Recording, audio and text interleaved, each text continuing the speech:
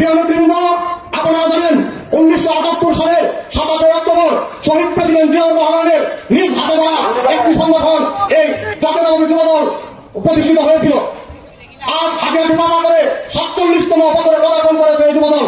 প্রিয় নেতৃবৃন্দ, আপনারা সকলেই জানেন বিগত 16-17 বছরে এই ফ্যাসিস্টের আমলে শেখ হাসিনার আমলে রাজপথে সর্বোচ্চ ভূমিকা রেখেছিল এই যুবদল।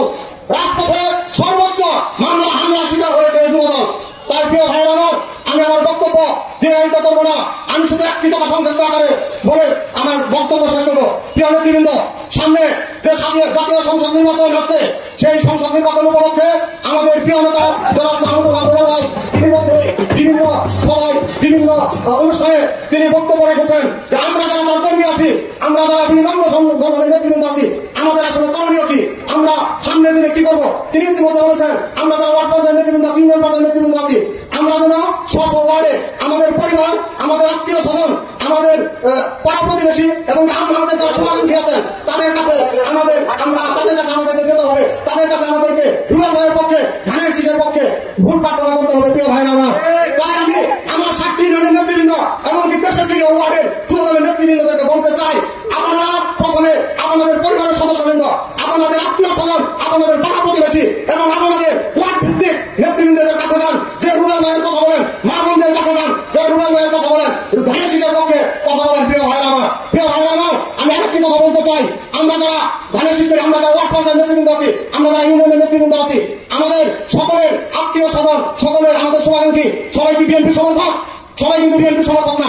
এখানে অন্য মতাদর্শ লোকজন আছে, এখানে সাধারণ ভোটাররা আছে। সেই জন্য আমাদের সর্বপ্রথম আমাদের এই সাধারণ ভোটারদের কাছে যেতে হবে। প্রিয় ভাইরা আমার, আমি ব্যক্তিগতভাবে আমার এলাকার, আমার আত্মীয় স্বজন, আমার পরিবার, আমার শুভাকাঙ্ক্ষী সহ প্রায় 300 লোকের লিস্ট আমি করেছি।